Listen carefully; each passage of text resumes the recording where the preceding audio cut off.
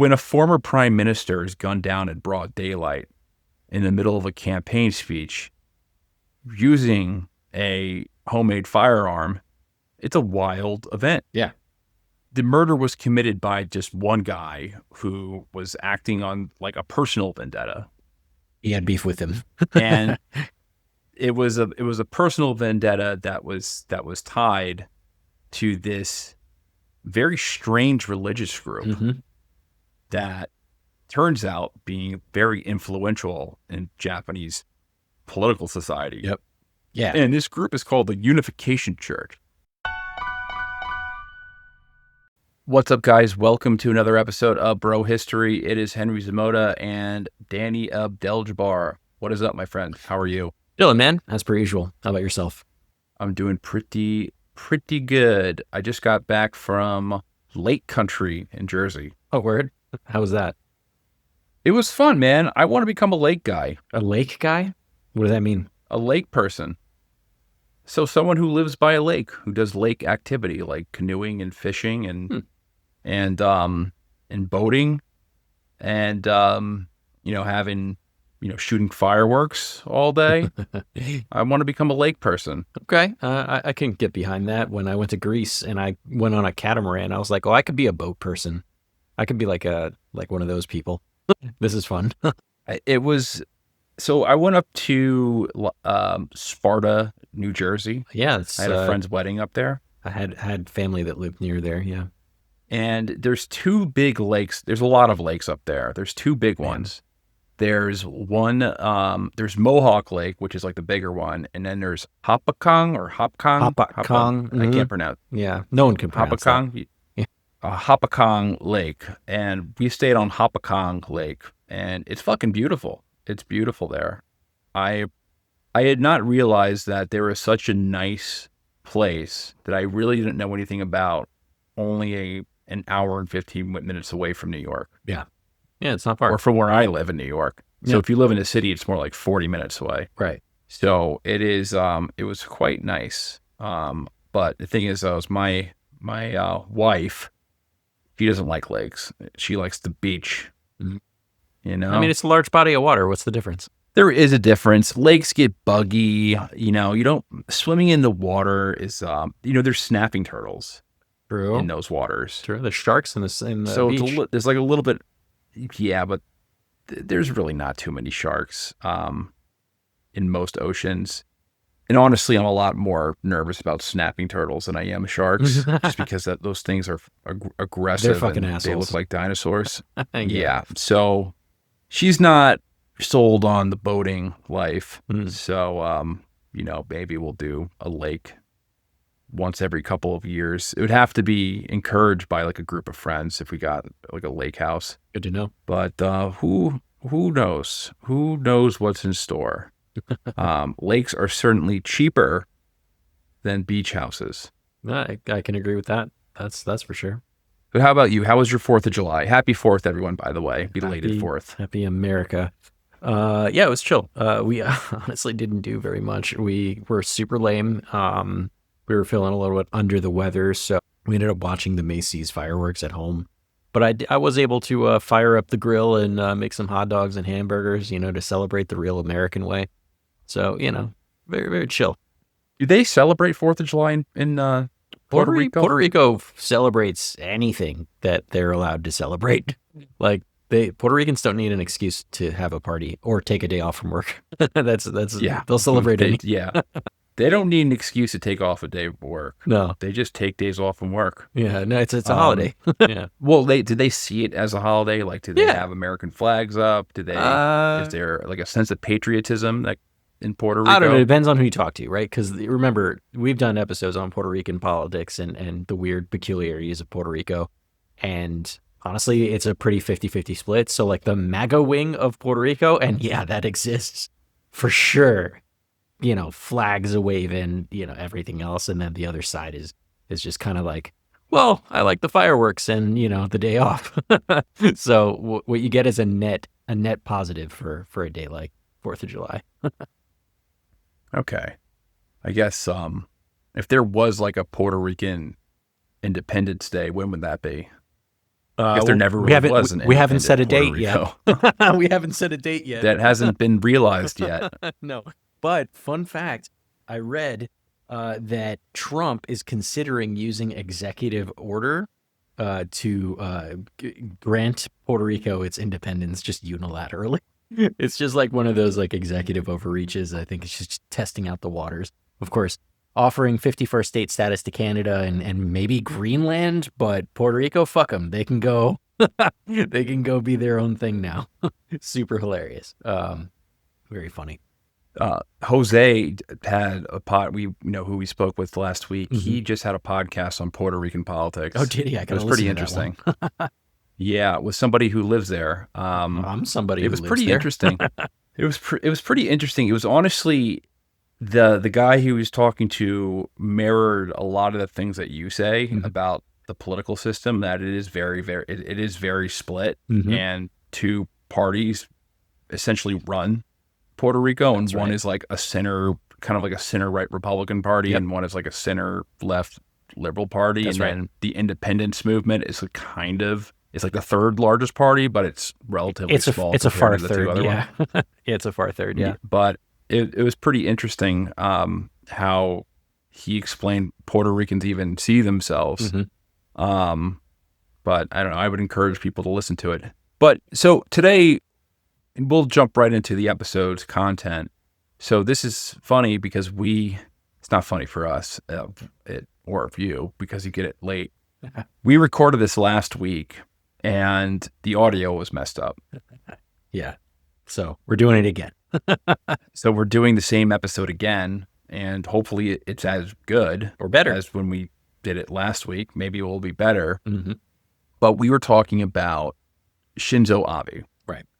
And Shinzo Abe, everyone knows what happened a couple of years ago. Shinzo Abe was assassinated. Mm-hmm. For those who don't know who Shinzo Abe is, he was probably the most relevant, well-known politician in modern Japanese history. Yep. He was the leader of the LDP, the Liberal Democratic Party, and the LDP is their center right to right wing, kind of Republican-esque party. They're on the center right of the political spectrum. Basic conservative. And they party, had been, Mm-hmm. the basic conservative party, anti-communist, Mm-hmm. That type of thing. And they had been the dominant political party since the 1950s in Japan. There was a brief period in the early 90s between 93 and 94 and then 2009 and 2012 where their control of government had been interrupted, but for the most part they've been in power for a very long time. So Shinzo was the prime minister of Japan from 2006 to 2012. No, really from 2006 to 2020. There was I think a brief period, or no, excuse me. 2006 he was prime minister, and then from 2012 to 2020. Right. There's a He break had a in between. long, there was a break in between. So he had a long tenure, and he came from a political dynasty. His grandfather was a prime minister in the 1950s. His father was a high-level Japanese diplomat. And Shinzo Abe, in July 2022, he was assassinated during a campaign event. Yeah. And I guess what's really crazy about this story is that Japan actually has a crazy history of political assassinations, and it goes back for a very long time. I mean, you could start in like the feudal Japan. If you wanted power in feudal Japan, like assassination was the strategy to do that. For example, in the 1600s, the famous story of the 47 Ronin, they end up killing a corrupt official to avenge their lord, and they all get sentenced to death with honor. In 1860, this guy named Lee Naosuke, he signs a treaty with the West, and a bunch of samurai didn't like that, and he gets cut down outside of the castle gates. In 1932, there was Prime Minister Inukai Tsuyoshi, and he gets gunned down by a bunch of his own naval officers for political disagreements. There's no trial, no escape, just bullets and a message, which was like the military's going to run shit now, you know. In 1936, there was basically a coup, a military coup, and they, you know, a bunch of officers launched this. They kill a bunch of cabinet members. They occupy Tokyo for a little while. Ultimately, they failed that coup attempt, but not really, because after that, you know, generals and military people, they stop asking for permission to do shit. They just kind of just do whatever they want. So I guess all of this is to say that Japan has a long history of political assassinations, and it usually follows a pattern. And, you know, that pattern was, generally speaking, not the work of loners or like fringe, you know, ideologues. It was military guys, right?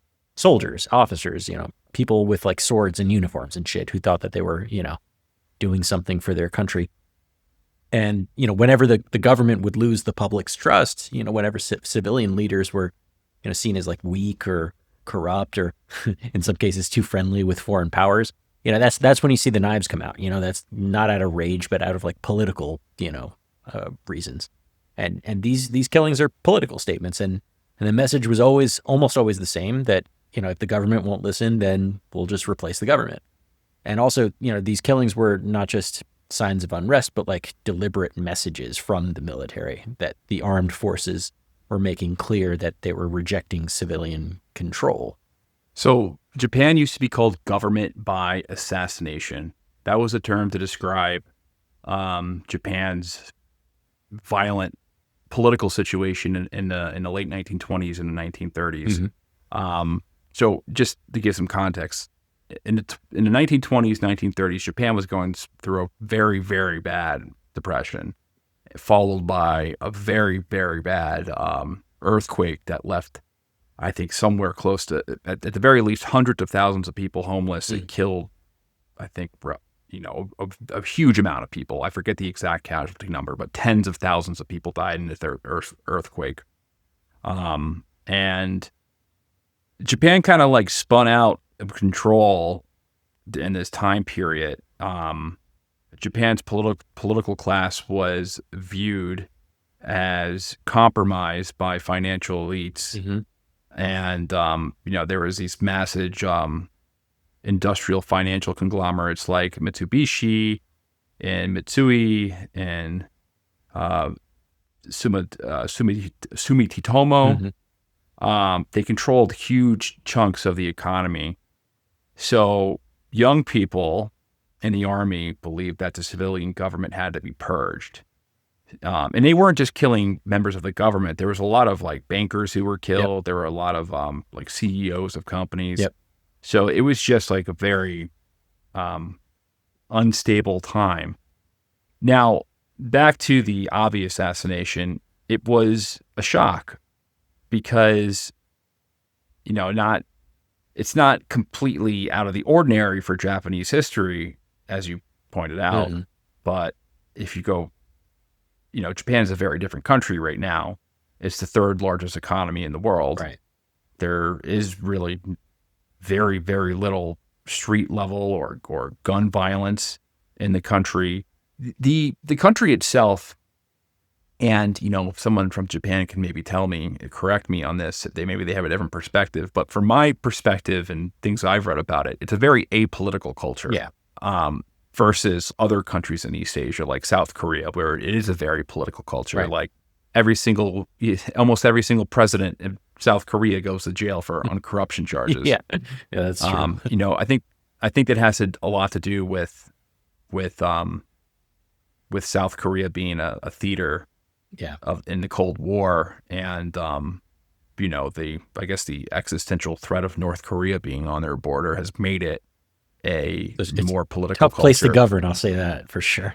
Yeah. So, but I guess there is this out of like a need for survival, there's this culture in South Korea where, you know, if a politician is corrupt, then, you know, they don't get past the judicial process, like they're thrown in jail. But yeah, so Japan is a very safe place.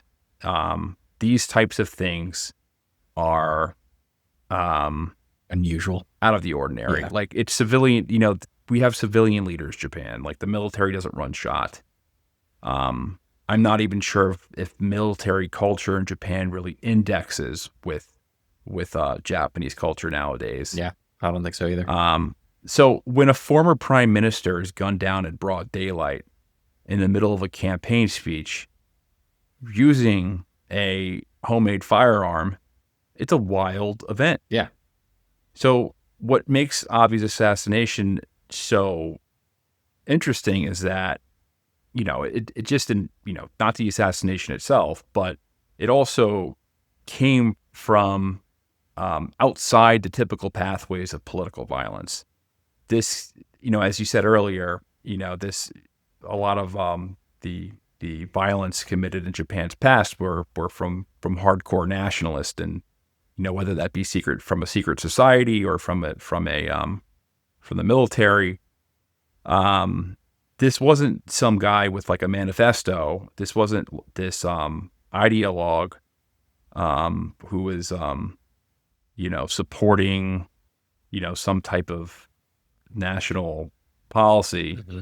It wasn't even a fringe group. Right.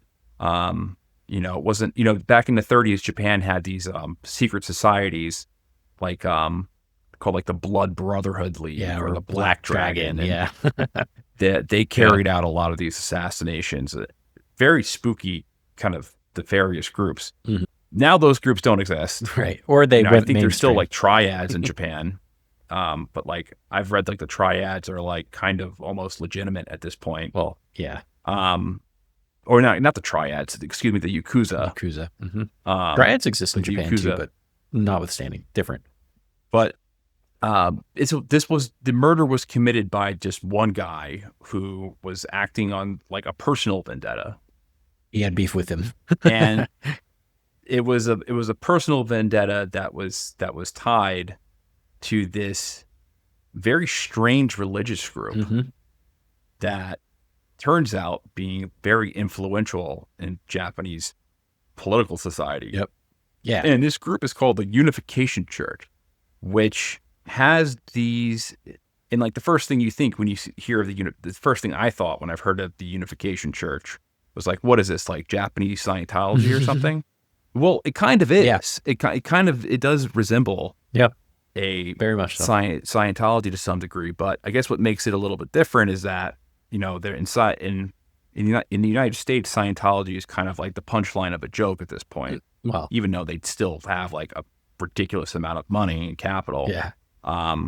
The Unification Church has these ties with with a lot of elites in Japanese society. Yeah, for sure. And just to kind of touch on another point, while that assassination doesn't come from, in this case, a military, power struggle or something like that, it does kind of, this assassination made Japan like have to talk about and think about like a different kind of problem.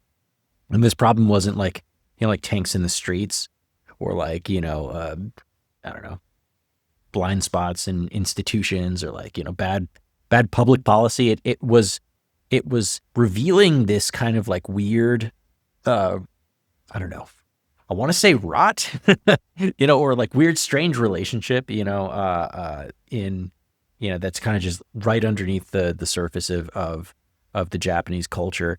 It wasn't like explosive, but it certainly was very impactful. I don't want to get too ahead of myself though. Well, let's actually dive into it. So let's describe the events of the assassination. What actually happened that day, because the story itself is pretty wild. Yep. So I'll try to go through it quickly. So it's on July 8th, 2022. Just normal ass day. Shinzo Abe wasn't the prime minister at the time, but he's still obviously one of the more recognizable, political figures in the country. And he was just outside of the actually he was in the city of Nara, and he was there campaigning for another Liberal Democratic Party candidate in the upcoming House elections. And, he stood on this platform that was outside of a train station. It's like a nice day, sunny morning, the crowd wasn't too rowdy. It was modest, kind of casual. There was, of course, security, but it's Japan, so they're not really, not like putting up a whole lot of barricades or anything like that for this kind of an event. I mean, it's Japan.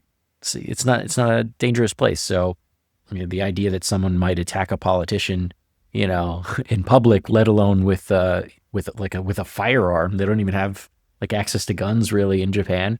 That's not really. It's not like in their like ideas. Like it's just so far from cultural their culture DNA. Yeah, it's just so far from like like what they think could happen. They weren't prepared for something not like that. West Side of Chicago, Yeah, exactly, right? Like you expect something like, bulletproof glass up and stuff like that for like, like if it was like a Trump rally or something like that. Nowadays they put up all this, stuff, especially after they try to assassinate Trump, So in America, I don't know. I think people kind of expected someone to take a shot at Trump at some point. Yeah. If anything, some people were obviously condoning it, but it was, of course not. The political environment was so charged that you were kind of like expecting someone to lose their mind. Again, not condoning it, but like some circles are probably like, damn, it took that long.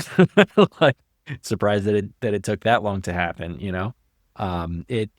that's something that you expect here. So, security forces here would prepare for something like it, and the eventuality of something like that happening, but it's just not Japan.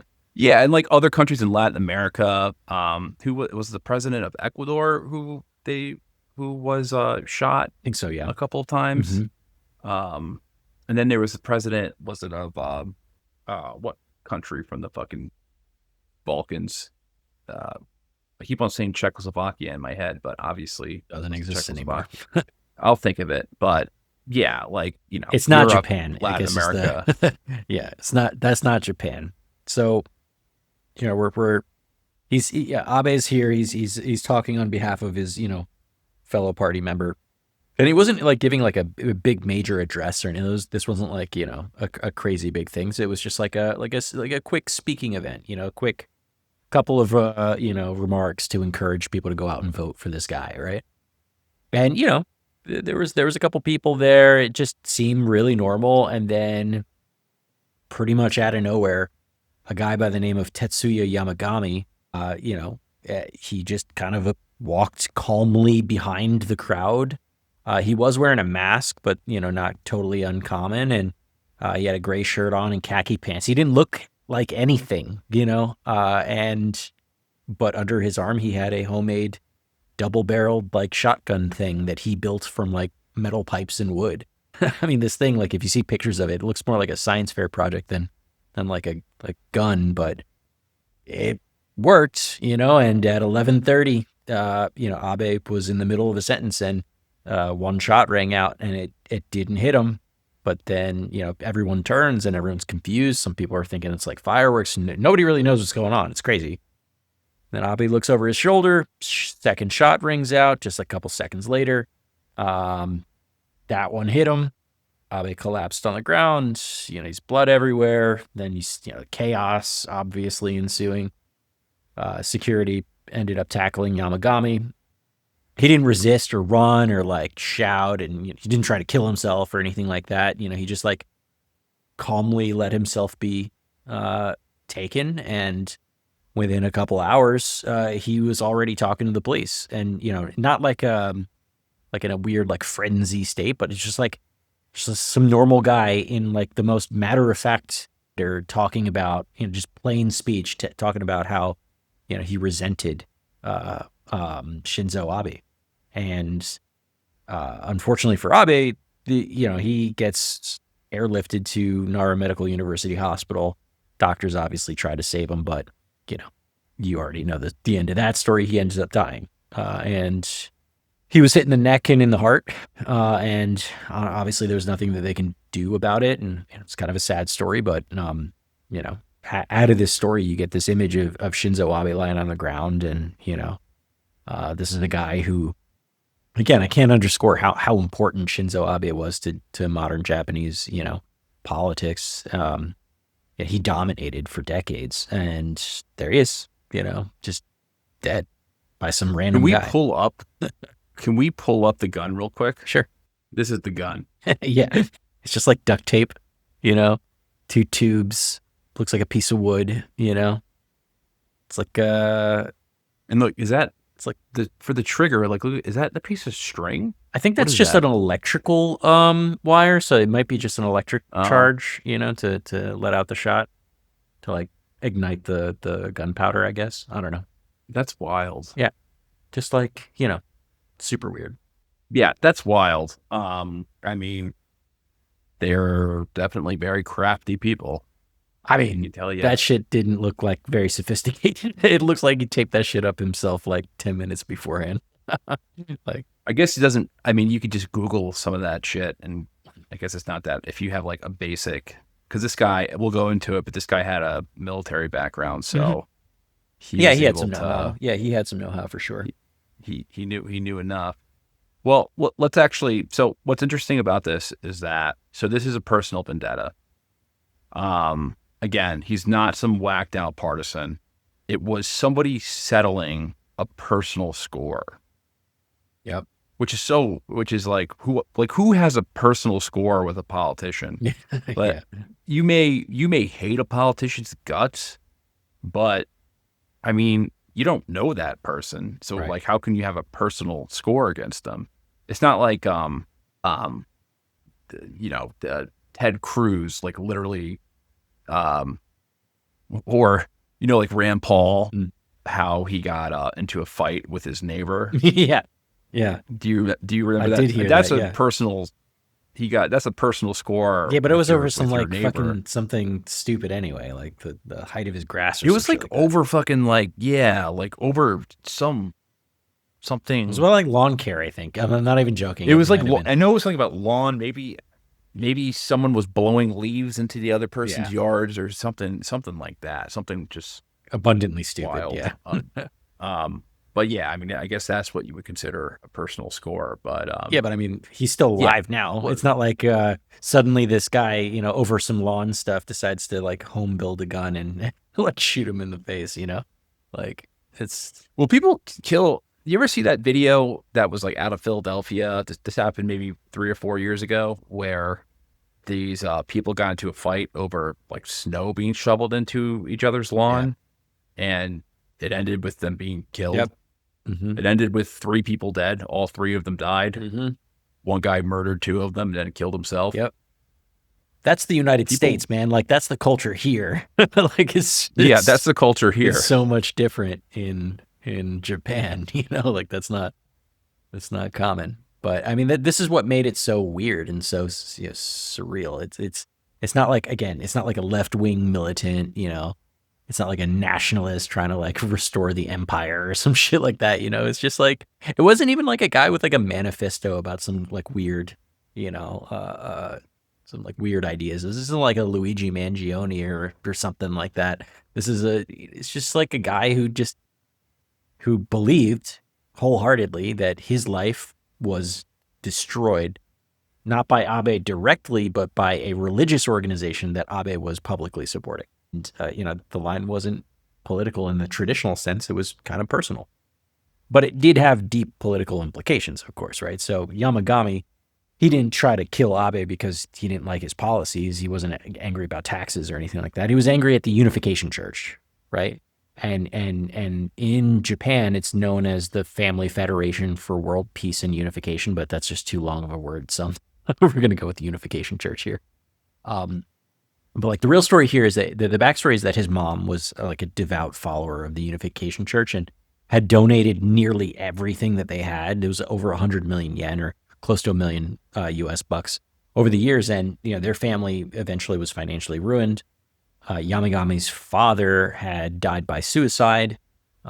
His brother apparently got sick and passed away, probably completely unrelated to the Unification Church, but probably not having any money can't help that situation. Yamagami ends up dropping out of college. He worked a bunch of dead end jobs. He joined the military for a little while, and you know his just life was just not anything really. You know, it was just kind of a background noise. You know, and at first, you probably like ask the question like, okay, well, if he was so mad at the Unification Church, why didn't he go after the Unification Church?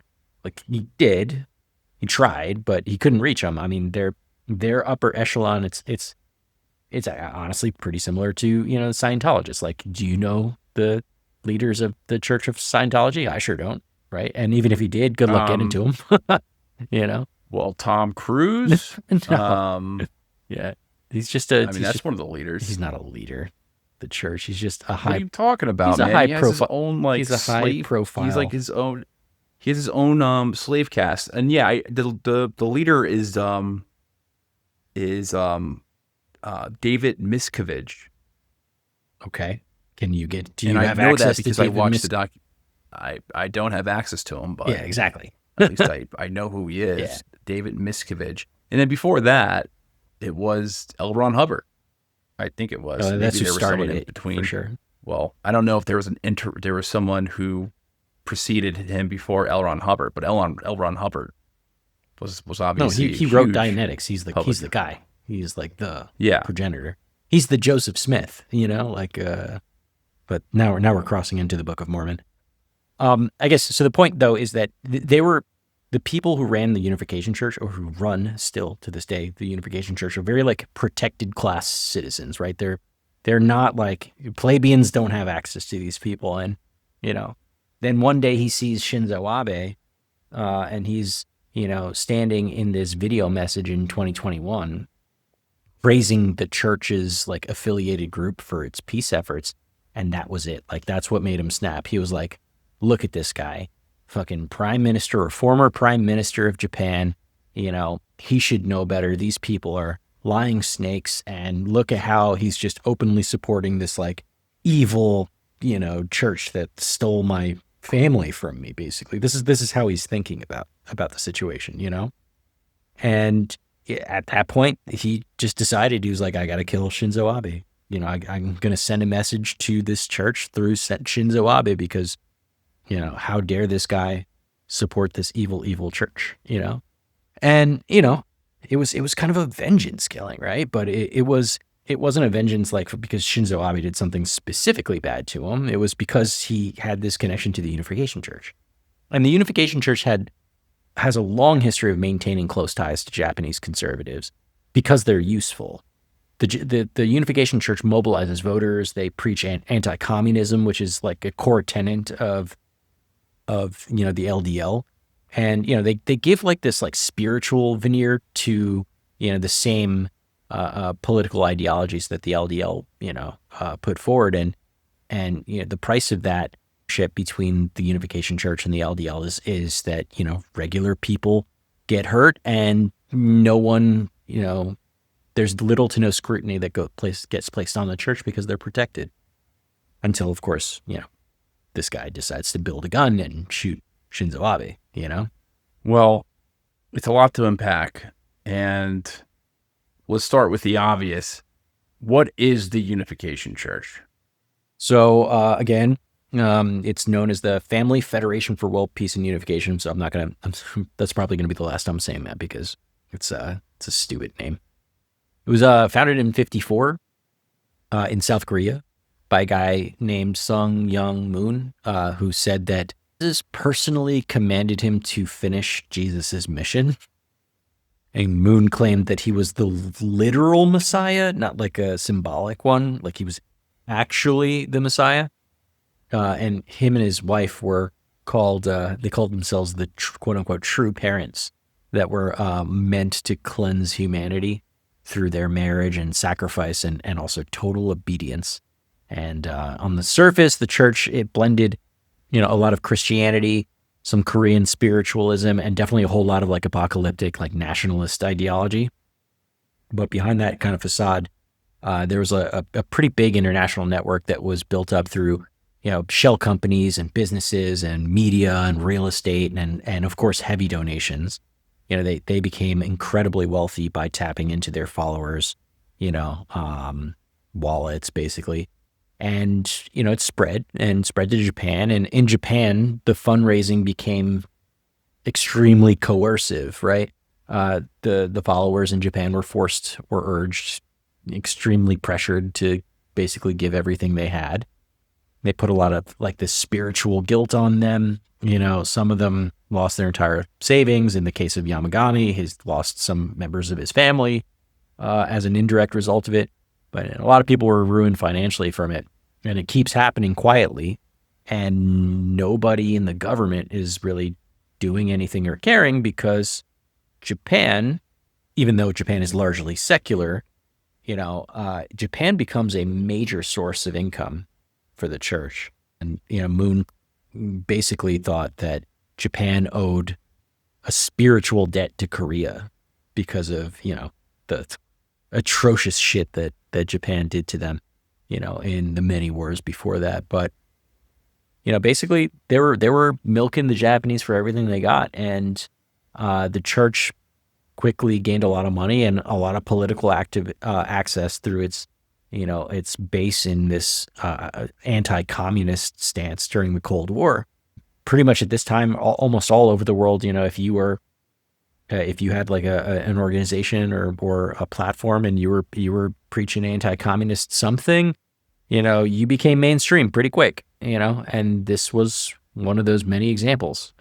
And so in Japan, this made them very strong allies of the Liberal Democratic Party, which we had mentioned has been in power pretty much perpetually for several decades, and especially popular among their right-wing factions. And they were politically useful. Like I said, they mobilized grassroots supporters. They campaigned for LDL candidates. They pushed for conservative family values, which was very popular, among the conservative parties in Japan. And as time goes on, they got real close with the politicians. They co-hosted events. They give speeches for one another. They make these connections, and some politicians are smart and they try to keep their distance, but a lot of them just kind of welcome this partnership because it's politically expedient, As a matter of fact, Shinzo Abe's grandfather, Nobusuke Kishi, he was an early political ally of the church, and Kishi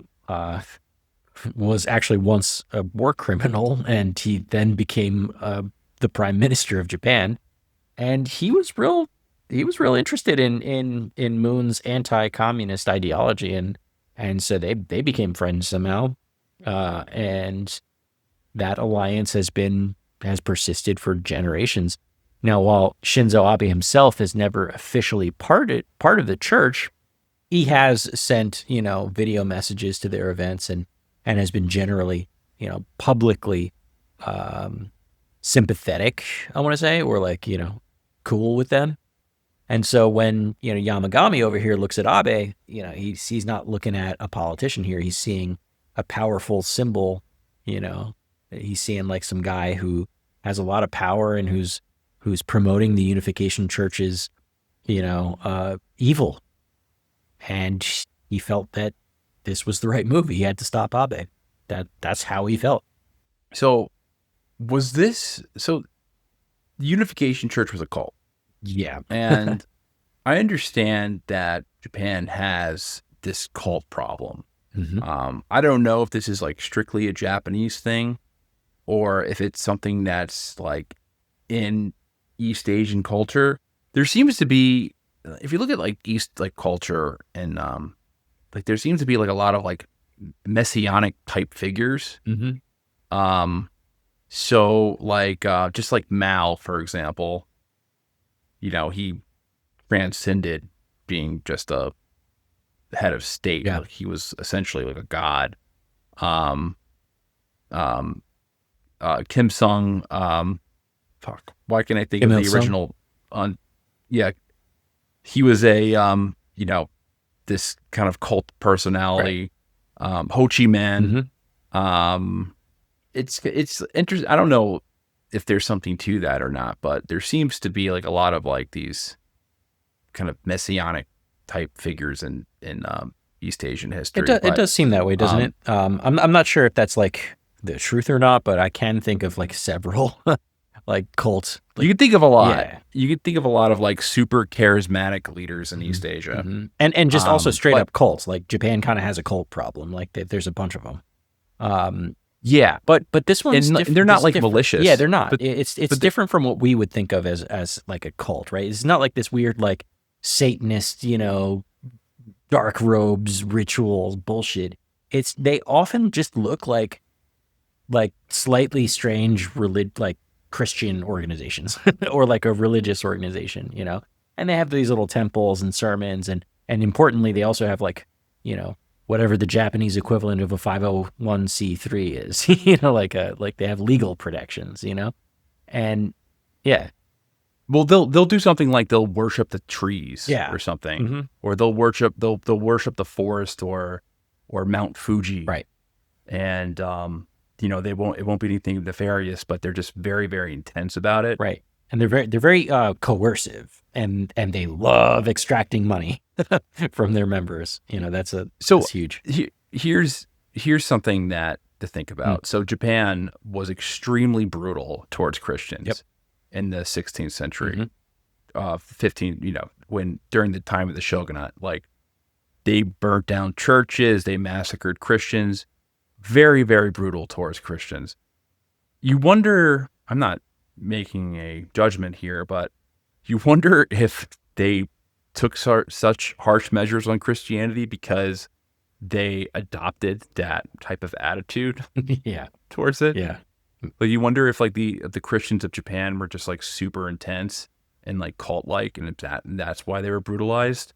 I'd have to read more about that. Yeah, like what were particular subject, but what were early it's Japanese angle. Christians like? My favorite Japanese a, Christian story is like this is total segue, but I'm sure you've heard of like the theory that Jesus didn't actually die on the cross, that you know, that was his brother, and they put his brother on the cross, and that he actually escaped.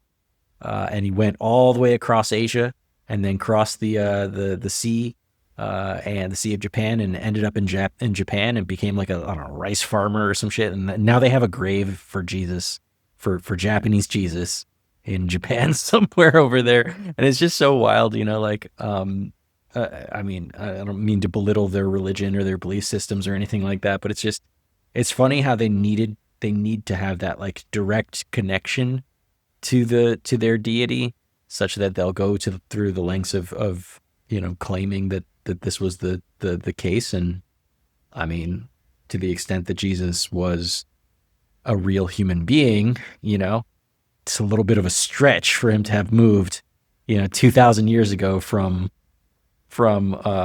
you know, what is now known as Israel to what is now known as Japan. I don't know. That just seems like a huge fucking stretch, you know?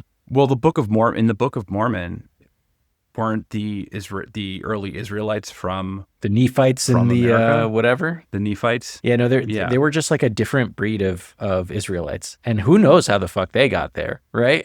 Like took a boat, I guess, you know, like, I don't know. You know, again, it's just like such a stretch to think about, you know, like again, I don't mean to belittle people's belief systems. Y'all believe whatever you want. I believe in aliens sometimes, you know, so I could see how people would think about some strange ideas like this. Anyway, where are we? I'm getting totally lost going down a weird rabbit hole. Unification Church, widely called a cult by their ex-members and by lawyers and a bunch of watchdog groups in Japan and of course in South Korea too. And a lot of legal experts were, you know, debating about like how should they label the Unification Church. But like, you know, the group's behavior fits the mold of a cult. You know, it isolates its members from its loved ones. It, you know, pressures them to give a shit tons of money, you know, under these like threats, and you know, it does mass weddings, right? Like it arranges those domestic partnerships, and you know, it's obviously above all it enforces a strict obedience and venerance of its quote unquote divine founders. You know.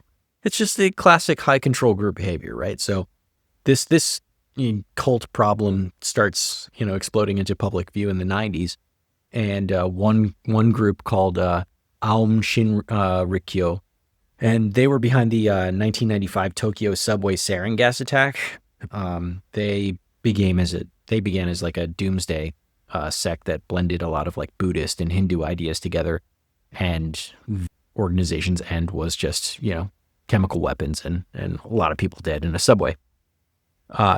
Then after Aum, people started paying more attention to the idea that there could be these pseudo-religious cults that are potentially dangerous to the public. none of the laws really changed at all. I mean, Japan's post-war constitution, for better or for worse, it gives total religious freedom in Japan. Article 20 is written so strictly that it leaves almost no room for interference from the government. And what that means is that, it makes the Japanese government hesitant to go after even the most abusive of these religious groups, because of the way that their laws are written, religious freedom is like enshrined, pun intended. You know what I mean? And so, then you talk about a culture that, that prioritizes like keeping your mouth shut and don't shame your family, don't air your dirty laundry. And now suddenly you have a recipe for potential abuse from these organizations. In Japan, there's, you could be spiritually, eccentric, and that's tolerated or mostly ignored, but, groups like the Unification Church, they use that to their advantage. They put their beliefs around familiar cultural symbols, and, they talk about the things that you want to hear or that are, politically expedient, like family and purity and peace and stuff like that. They're not like, they don't give, crazy. they're pretty normal looking from the outside, but behind those closed doors, it's a different story. A lot of people are hurt by organizations like the Family Unification Church. So ultimately, to get back to our original story, when Yamagami pulls this trigger, he's not just targeting Shinzo Abe. He thought that he was helping to expose like this entire hidden system that, this political party had been working with and partnering with by killing Shinzo Abe. And So it kind of worked. yeah, so going back to the Scientology comparison. So imagine this scenario: if let's say Trump or any president, Obama or Biden, was just like super, super friendly with Scientology. Right. And he was in like promotional videos of Scientology, like, hey, these are great people. Go by and get your Thetan levels photons read. tested, or Yeah. your Thetan levels read, or Yeah. I got it. Seems like I've spent too many years in the Oval Office. Stress has overtaken me. Yeah. So it'd be like that. I mean, and that comparison to Scientology isn't just fair. It's kind of like pretty accurate, and I kind of think about how this felt in Japan. If you think of Scientology in the U.S., not because they have similar belief systems, but because of how they operate, right? Tight control, deep pockets, political protection, legal protections, right? Like the Scientology in the United States, it's a massive organization with money and hierarchy and a record of manipulating its members and like, using the legal system to its advantage, right? But for the most part, at least legally speaking, they operate and call itself a church, right? And in both cases, these two churches are very similar in that respect. Yeah, I mean, beyond that though, once you really get deep into these churches, they urge you to break family ties with people who aren't in the church, and donate heavily is a big, that's a big thing. I mean, it wasn't that what's that documentary by Leah Remini? There's Scientology Going one. Clear, which was the one that was based off the Lawrence Wright book, and that was made into an HBO documentary. Then I think it was called like Escaped or something. You can easily find it online. Yeah, I mean, but the TLDR or TLDW on that one is that, like, once you get really deep into this church, they basically get their claws into every aspect of your life, especially your money, right? And they drain you. And that's so in that way, Scientology and this Unification Church are very similar, So, yeah, it was like if Tom Cruise had suddenly, I don't know, given like a keynote speech at the DNC, right, and then like suddenly, an ex-Scientologist, who was like burned by Scientology, decided to go and kill him or something like that. Like if there's like deep collusion between those parties, it's a little bit like that. But it was a shock. It was definitely It's not common, you know? so what's amazing about this is that, they have so much political capital, but, the Cold War has ended. That's right. We're going on over 30 years since the Cold War ended. Right. It the church itself sounds like a relic, and you have to wonder how much pull, because it sounds like a lot, but how much pull do they actually have now? That's a good question, right? Like how deep did it go then, and how deep is it still now? And to your point, this is based on a lot of like Cold War inertia. Uh, the short answer is like I can't tell. It's hard for me to know, especially not living in Japan, not being deeply involved in that political sphere. But you know, it did begin during the Cold War, and in the 60s and 70s, the LDP, they clung to this church because they were useful, like I said before,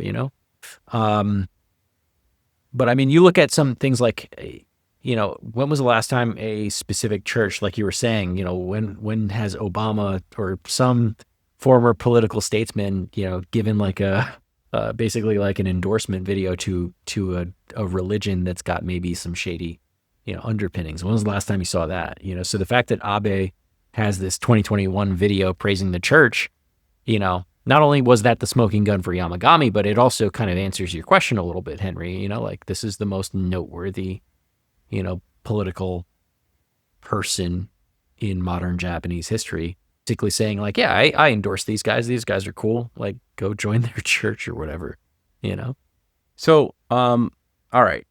I get it. It's a creepy organization, but let's not take away the agency of the killer right now. A ton of us have issues with politicians, and maybe somebody's son died in a war that some politician championed, or many sons have died for that reason. Yeah, or somebody, mother died because she was pulled off Medicaid or something, or there was something, direct political action resulted in, misfortune for you or your family.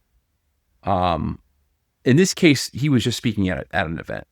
So let's shift the blame back to the killer. Of course. Because I don't know, I feel like we're apologizing for him a little bit. Yeah. We're apologizing for him too much. You know how you have these people who are apologists for that Luigi Mangione, right? Luigi's Mansion.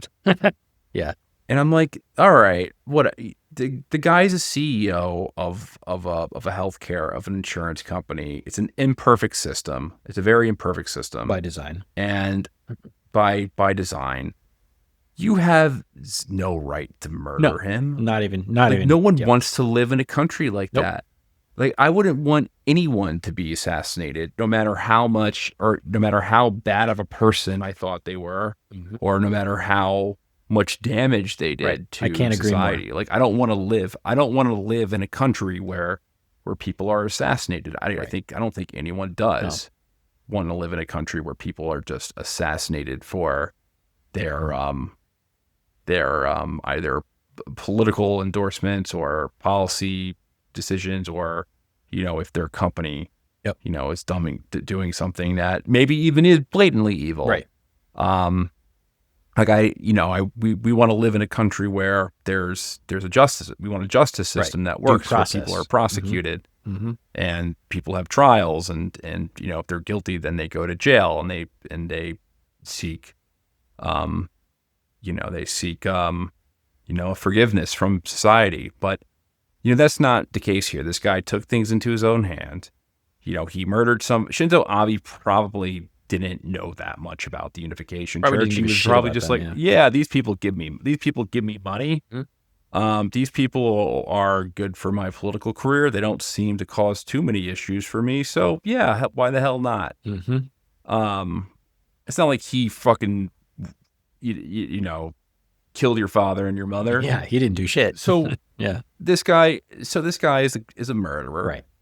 And you can empathize why he lost his mind Mm-hmm. because this guy was obviously given a very unfair hand in life. Yeah. And, his life is very tragic. However, still, he's a murderer. For sure. Yeah, no, I can't agree with you more. I mean, we shouldn't just sweep it under the rug, the fact that he just murdered somebody in cold blood. And importantly, this is very premeditated too, right? This wasn't like a, heat of the moment kind of thing. Guy probably, was paying attention to when is Shinzo Abe giving his next political speech. He obviously had to spend a little bit of time protecting that weird looking gun that, that duct tape gun, the electrical tape gun, right? So this is a premeditated murder for sure, right? Like, so it takes a real piece of work. You really have to think about this. Something's got to be loose in your head for you to go through with something like that. So you're absolutely right. It was a deliberate execution. Yes, he suffered and his family suffered and the system failed his family, but it obviously doesn't justify any of the killings. Not even a little bit. But I think what's also pretty interesting, and I don't know if you want to spend any time talking about this or not, Henry, but what he kind of fit, this guy Yamagami kind of fit the mold of like these ordinary Japanese guy, which is kind of an epidemic right now. Yeah. So it's interesting that you bring that up because we spoke about this when we first recorded this. Mm-hmm. And I think I had a harder time articulating this part. But and again, this is coming from a complete outsider. I've never been to Japan. I really don't know that much about Japanese culture other than what we receive from like anime. It's very, very little. Yeah. But from my understanding, that there is a big problem with men who are basically jobless and they live off their family, and all they do is like engage in like video games, and they don't do anything. They're kind of just castaways. Yeah, the type that you're describing actually has a name in Japanese. It's hikikomori is the word that describes the kind of guy that you're describing. I thought it was otaku. No, otaku is just like a nerd. Oh, okay. So they have a name for them, Mm-hmm. So obviously they're almost like a separate class in itself that Mm-hmm. they've designated a title for them. That's right. Mm-hmm. So like, what do you think the deal is here? Like, do you think that this is this opens up another conversation, but like, why do you think Japan has this problem, like, of these guys who are these lonely guys who are essentially just like rejects? I mean, far be it to say that there is like a loneliness epidemic among men pretty much across the entire Western world. Setting that aside, why specifically Japan and why do they have that issue? I mean, it's. I'm not an expert in this particular subject, but I've read enough about it to give you a couple of reasons. I mean, in particular, one, they are a Western society. They have a ridiculous work culture that demands a lot of them, a lot more than you would get out of any American work culture situation. I mean, these guys, they don't know what a 40-hour work week looks like, right? Like that would be easy for them, right? They're in early in the morning and they're out late, and it's not uncommon for them to then have to turn around and drink with their coworkers all night long and then do it again the next morning. Like there's this weird work culture that creates a kind of isolation from having your own life, right? Like everything is working, and you'd wonder like, well, why would people do that? Why would they take a job that basically consumes their entire life? And the answer is partly cultural, but the real reason is an economic reason, right? Like just like in a lot of developed Western nations, costs are really high. A lot of Japanese people can barely afford rent for themselves, let alone to start a family or have a girlfriend and take them out on do dates and shit like that. Like a lot of them just don't have the types of disposable income there, and the wealth inequality is pretty disparate there. Tie that in with that work culture that we're talking about, where it's okay to kind of occupy the entire lives of your of your workforce, you know, and you've got a bit of a recipe for a loneliness problem, you know, like you have to work because you need to afford to provide for yourself, and you're barely getting by, and the majority of your time is spent working, and so it doesn't really leave a whole lot of time for like social interaction or, you know, or a lot of money to, you know, have a family. You know, I think those are pretty key components there. Well, it's interesting. So in Japan, there's this YouTube channel that's called it's this Japanese guy. He's interviewing people, and sometimes they're tourists, sometimes they're expats, sometimes they're Japanese. And he was like talking to people and asking them how much they made. And most people were like, yeah, I make, roughly, like 4 million yen or 5 million yen, which is like $40,000. Right. And especially like trying to try to live in an expensive place like Tokyo for that much money. It's impossible. You can't live there. I wonder, and I don't know what the housing market is in Tokyo or you want to go on Zillow right now? Their suburbs. Yeah. Yeah. Why don't we look? Let's look on Zillow to see like how much is like, geez, even like a very modest 1-bedroom apartment in Tokyo. Because we're Americans, we envision everything like an American suburb. Right. At least I do. So I just think of like, oh yeah, you have your city, and then outside your city, you have your suburb where there's Tokyo is the a smallest house. Massive fucking city. It's one of the biggest cities in the world, actually. So Zillow doesn't directly list its apartments in Tokyo. Instead, you can look at different websites. So let's look at Cove Japan KK. Let's look. What is now I need to do conversion rates. 271,000 a month for a 1-bedroom apartment. What's 271,000 yen? 271,000 yen is about $1,800. So almost $1,900. Dude, that's pretty high. Yeah, especially on a $40,000 a year salary. Yeah, that's really high. It's hard to afford. That's so when I was living in New York, like the city, I was paying around $2,400 a month, and my salary was better than the average income in Japan, and it was hard to live on that salary with those with that comparison, with that spread. Yeah. So I don't know what like the cost of things are in Japan, like just like your groceries and just the average cost of living.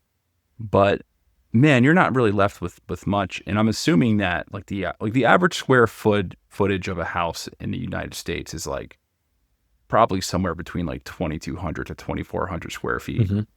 I bet I would it's make much a bet smaller. that the square footage in Japan is like 1,000 feet. If that, dude. If that. No, it's much smaller. I'm going to try and like get the 800 to 1,000. I might have to convert square meters into square feet. But let's see the floor plan here. Yeah, this place is mad small. Can you share your computer screen? Yeah, sure. I want to see what you're looking at. All right, so I'm looking at this apartment right here. It's a 1-bedroom apartment in Tokyo near the Magome station. It's 33.4 meters squared. What is 33.4 meters squared in freedom units? It is 109 square feet. Get the fuck out. 33 meters. It's like the size of it's nothing. Room. Yeah, it's nothing. Of a single room. Yeah, no, but this makes sense because look at this layout. Door is here. The door appears to be like you could probably fit 6 of those doors across this one roll, and maybe 3 of those doors across this one. So that's the bathroom right there. This is the bathroom. So this is the bedroom. There's one bathroom. So you only need one bathroom per 1 bedroom. Of course. But okay, you get the bedroom. Little kitchenette, like little galley kitchenette. Little kitchen. Tiny little dining room, and then just a bedroom. There's definitely no living room, right? Yeah, there's no living room. 271,000 a month, which turns out to be $1,845.27. What part of Tokyo is this? Let's take a look. Not that I even know if that made a difference or not, but I'm just It says it's curious. near the Magome station. So it looks fairly central. So I'm just zooming out a little bit. It's for those who know. I mean, it's not even in the center of town either. I mean, we're looking Yeah, at. it's not even in the We're, vortex of the I mean, you city. could get on a train. It says like they're saying the Magome station is right here, so you could probably take that line straight into the heart of town, into central Tokyo pretty quickly. But I mean, I feel like this distance, and I'm just guessing here, this distance looks like the distance between, say, I don't know, somewhere in deep Jersey and Manhattan, or like far Long Island and Manhattan. Let's take a picture. Let's judge Let's judge. Magobi, Japan. Let's see. We'll say if it's a shithole or not. Take it. I am from Magobi. What are we taking a picture of and why again? I want to see what this area looks like. What does this area look like? Okay. Is this a nice area? I don't know. It's just Or north is of this like Kawasaki. an industrial shithole? Well, I wonder if we can see this. Let's just go straight to Google Maps and didn't do Street View. How about that? Oh, that's the smartest thing to do. Right? Oh, fucking shit. Where's Google Maps? Maps. Okay. Here. Oh, no, this is Puerto Rico. That is not that. That's beautiful. Oh, Okay. It doesn't like that. I'm going to say, what is that? Is that a here we are. floating pile of trash? Oh no, that's Puerto Rico. Shut up. Okay. All right. Here's the street view. All right, that's the apartment. This is the apartment. Okay, that's in the garage. This is a nice little destroyed house that they're working on over there. I mean, like It looks like it looks. that looks like that house was just demoed. Yeah, it looks like Japan. Yeah. It looks fine. It's fine. It's nothing to write home about. It's fine. Here's a highway. There's a train station nearby. I mean, it ain't shit, is what I'm saying. Residential. Yeah, it ain't shit. This is nothing, right? And of course, we've done exactly one search for one apartment in Japan somewhere, right? So like, I'm sure if we get this, we can ask ChatGPT to give us the stats here. But yeah, we're kind of painting a picture here. If you're making somewhere like on average, if you're making somewhere of like $40,000 and you've got to spend $1,800 a month every single month to live in a place that's not even in central or downtown Japan, and you have to spend all day every day working to make that much money, yeah, it's gonna fuck with you. It's gonna put you in a really shit position. It's gonna be very hard to thrive in that situation. Yeah, I mean, listen, Americans work a lot too. Yeah, we do. I believe Americans are overworked. Sure. Most of us work more than 40 hours. Mm-hmm. Most of us have very little time to do things, and if you have kids, it's you're from the moment you wake up to the moment you go to sleep, you're just on. There's not a single moment of like calm. But at least in like America, we have a little bit more space. We have such a big country. I mean, it's Like our depends on what we're forefathers, talking about. Yeah. our forefathers did a service by conquering so much land from Native Americans. No, I'm joking. I mean, that's not even really it because, right, urban sprawl is a thing everywhere, right? And yeah, we have lots and lots of land, but nobody's living in the middle of Wyoming. Nobody wants to live there because there's nothing to do there. There's no opportunities there that would attract so large millions of people. But places like New York City do exist, right? And lots and lots and lots of people live in very highly densely populated cities like that, right? I think New York City is a really good parallel to Japan in that way, and to Tokyo specifically, because there is urban sprawl in Japan just like there is in the United States, and I think it's just so backwards. It's just so expensive to live in these places, and there's not enough economic opportunity for people. But that is the opportunity. It's like the life. I mean, so many people move to New York City from everywhere in the country, and what's the cliche saying? If you could make it here, you can make it anywhere. Kind of true, right? Because it's fucking difficult to live and work in New York City, right? It's not like a walk in the park, and I think that's kind of the Japanese probably have a very similar attitude towards living in or near Tokyo. Same idea. Well, so just going back to this murder, it makes sense. We're dealing with a highly, I'll also add, and you said this earlier, like they're everywhere in the world. There's a big loneliness epidemic. There's a loneliness epidemic in the U.S. There's a loneliness epidemic in Europe. It's everywhere. It's a global thing where, especially men, especially young men, who, I think from teenagers to young adults, they feel they're very, very they're having a very difficult time finding their footing in life. And making like strong social connections. Yeah. I read a study that was suggested that Gen Z is having far less sex than the millennials or Gen X's. And not because they're like not interested in sex or because they don't want to have sex, but because quite literally they just don't have as much social interactions as prior generations. They're literally, they don't go outside, Well, so there's like a lot of diners in in New York. There used to be a lot of diners in New York, and a lot of diners are closing because a lot of their business came from Friday, Saturday night when people would be coming back from the bars, and they would stop at the diner. Like if you went to a diner, at 2 a.m. where I'm from, a lot of times it would be filled with just drunk people coming back from the bars, right?